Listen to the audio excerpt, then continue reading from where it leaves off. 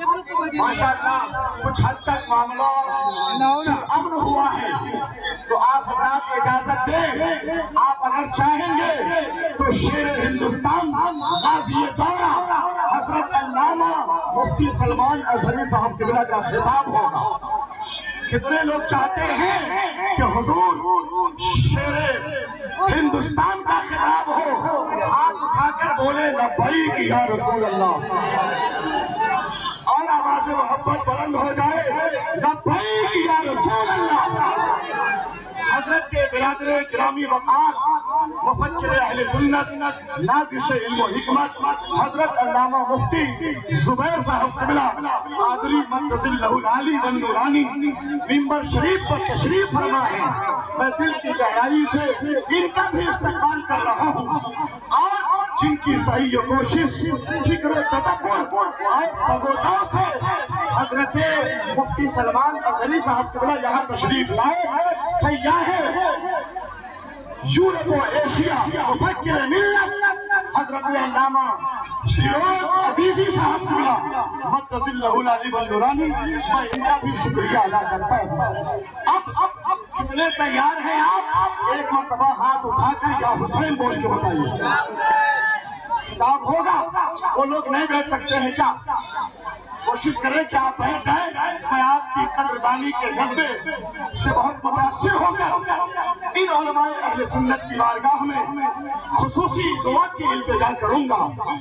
چار مصرے ہم نے کہے تھے کہ باطل کے سارے حربے کو ناکام کر دیا، اونچا جہاں میں پرچم اسلام کر دیا، ناموس مصطفیٰ کی حفاظت کے واسطے سلمان اظہری نے بڑا کام کر دیا۔ سلمان اظہری نے، اور اونچا جو چڑھ گیا ہے گرایا نہ جائے گا، اونچا جو چڑھ گیا ہے گرایا نہ جائے گا، اسلام کے علم کو جھکایا نہ جائے گا، نام نبی پہ کر لیا چیلنج کو قبول، سلمان اظہری کو بھلایا نہ جائے گا۔ اب میں ادب اور احترام کے ساتھ تمام اہل بہار باشندگان ضلع سیتامڑھی کی طرف سے حضرت مفتی سلمان اظہری صاحب قبلہ کا شکریہ ادا کرتے ہوئے عرض گزار ہوں کہ حضرت تشریف لائیں اور نواز دیں، خطاب سے سرفراز فرما دیں۔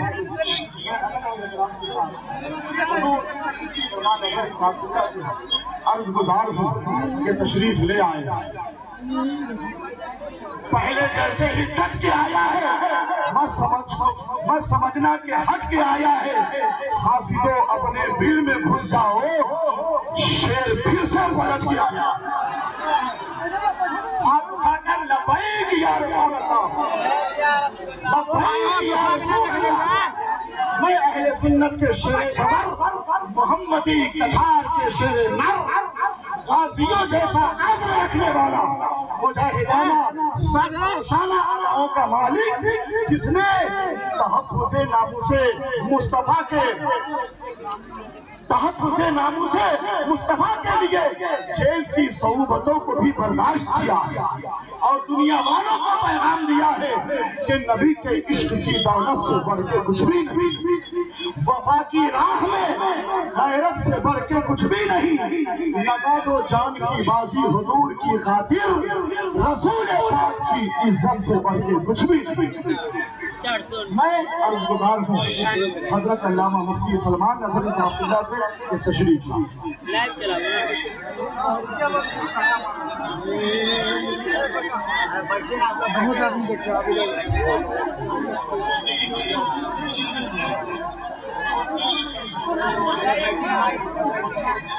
السلام علیکم ورحمۃ اللہ وبرکاتہ۔ بھائی آپ لوگ بیٹھیے نا اپنے سنتے ہیں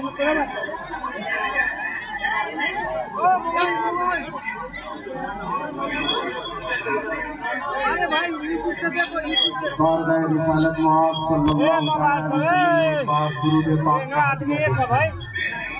اللہم صلی علی سیدنا مولانا محمد الناظر الجود والکرم وآلہ وآصحابہ الکرام اپنے کریم وبارک وسلم صلاۃ دائمۃ سرمدا ابدا۔ ایک کام اگر کر لیا جائے ہمارے ماحول میں بہت امن قائم ہو جائے گا. بس اپنے اپنے موبائل اندر رکھ لیجیے.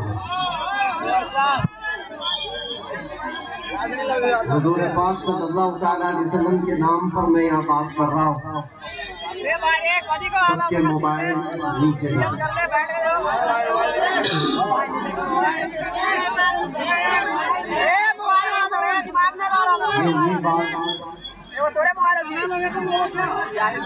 غلامان مصطفیٰ صلی اللہ علیہ وسلم کو دنیا نے ہمیشہ دیکھا ہے. لوگ مجھ سے بھی یہ کہتے ہیں کہ اتنی بھیڑ بھاڑ میں آپ جاتے کیسے آتے کیسے. لوگوں کا ہجوم اور دیوانگی ہوتی ہے. باہر بیٹھا ہوا ہر آدمی مجھے لے کر کے ڈرتا بھی رہتا ہے. اتنی بھیڑ میں جاتے کیسے آتے کیسے. میں ایک ہی بات کرتا ہوں, دیوانوں کو دیوانہ ہی سنبھال سکتا, پاگلوں کو پاگل ہی سمجھ سکتا ہے. میرے عزیز نکل کر کے صحرا سے جس نے الٹ دیا تھا تخت روما کو, سنا ہے قدسیوں سے میں نے کہ وہ شیر پھر ہوشیار ہوگا. سنا ہے قدسیوں سے میں نے کہ وہ شیر بھی ہوشیار ہوگا. ہمیں یوں ہی نہیں دبایا جاتا, یوں ہی نہیں پکڑا جاتا. باطل قوتوں کو ہمیشہ اس بات کا ڈر ہے کہ کسی محلے سے محمد عربی کا شیر پھر کوئی بیدار نہ ہو جائے. لیکن جب تک اللہ تعالیٰ نے ہماری زبان سلامت رکھی ہے, جہاں جہاں جائیں گے ہم ہر ایک کو بیدار کرتے جائیں گے. ہماری ہر قوم کے بچے کو, ہماری قوم کے ہر بچے کو بار بار ہم یہ بتاتے جائیں گے کہ تم محمد عربی کے شیر ہو, کتے نہیں ہو. ہاں, نبی پاک صلی اللہ علیہ وسلم کے کتے ہیں, دنیا کی بوٹی اور روٹی کھانے والے کتے نہیں ہیں. ایک بات یاد رکھو, ایک مثل مشہور ہے, کوا چلا ہنس کی چال اپنی چال بھول گیا. اسی طرح سے کچھ لوگ اپنی چال بھول جاتے. تم خیر امت ہو, قرآن نے تمہیں خیر امت کہا ہے, یہ تاج تمہارے سر پر ہے. رسول پاک صلی اللہ تعالیٰ علیہ وسلم کی امت میں ہونے کا شرف پچھلے انبیاء کرام اس بات کی تمنا کرتے تھے, اور اللہ تعالیٰ نے بن مانگے تمہیں اس نبی کی امت میں پیدا کیا. آج صرف اتنی بات میں کر کے جاؤں گا, نہ گھبراؤ مسلمانوں, ابھی خدا کی شان باقی. ابھی اسلام زندہ ہے, ابھی قرآن. یہی شعر تو ہم نے پڑھا تھا, لوگوں کو تکلیف بھی ہوئی. کیا ہم یہ نہ کہیں کہ قرآن باقی ہے, اسلام باقی نہیں کہہ سکتے؟ ارے ہم تو اس وقت تک کہتے رہیں گے جب تک خرخراہٹ کی آواز باقی رہے گی. اسلام تھا, اسلام ہے, اسلام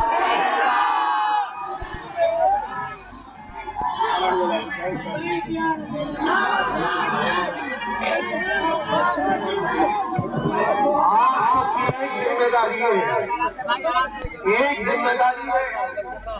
تمہارے جوش کا اگر کسی نے غلط استعمال کر لیا تو بہت برا حال ہوگا. تمہارے پاس ایمان کی دولت ہے, عشق رسول کی دولت ہے, جوش و جذبہ ہے.